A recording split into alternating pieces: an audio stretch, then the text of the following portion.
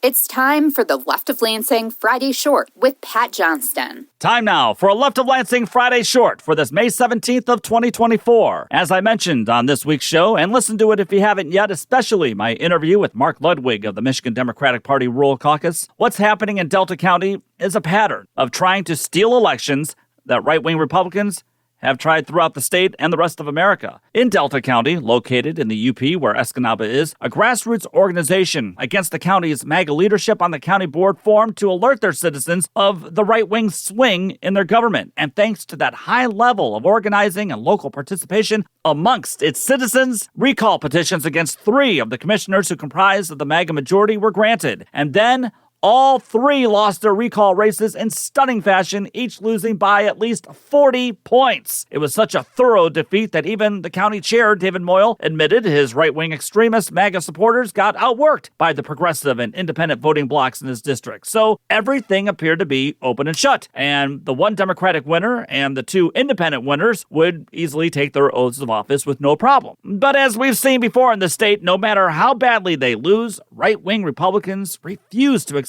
that voters simply don't like them. 2 Republican members of the County Board of Canvassers declined to certify the elections, which prohibits the 3 recall winners from taking their rightfully earned seats and prohibits them from also serving the people. Now, sensible people would look at these election results and conclude that if you win by around 40%, it's a good indication that the people really made their voices heard. I mean, there was no gray area with how they felt about wanting a different direction with their local government. One of the recall winners, Democrat Kelly Van Ginhoven, told Michigan Advance's John King, "What they're doing is putting doubt in our local election people, which is sad because these are our families, our neighbors, and our friends, and their honesty and integrity is being questioned by these people with absolutely no merit." And she's right, there is no merit to their refusal to certify the election. These right-wing county canvassers are claiming voter irregularities, but as Ms. Van Ginhoven told John King, her margin of victory remained consistent with the number of people who signed the recall petitions. Again, logic and statistics are usually enough for people as well as blow out election results, but not for the right wing. The right wing believes everything is a conspiracy theory, which apparently now involves basic mathematics. The Board of Canvassers has one more chance this week to certify the results, but if these 2 Republican officials refuse to sign off again, then everything has to move on to the Michigan Board of Canvassers, which means more time is wasted, more resources are wasted, and it also means the county will have to pay for everything if the state has to get involved. Now, Republicans wasting money isn't anything new, but what also isn't new is their outright disdain for democracy.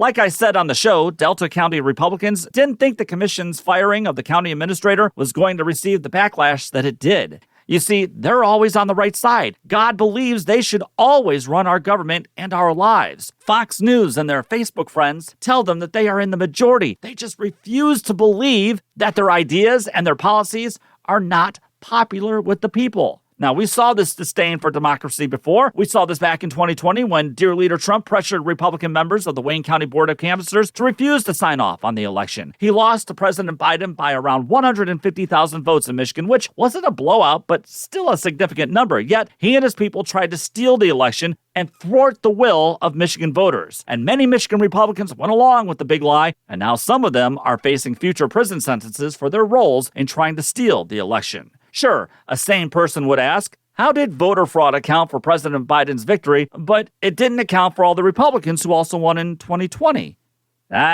Throw logic out the window when it comes to the right wing. They believe they're meant to win because, you see, they are the chosen ones. They know more and deserve more than the rest of we little people. That's why they have to rule over us. What's happening in Delta County, everyone, is just the beginning. Brace for impact this coming November.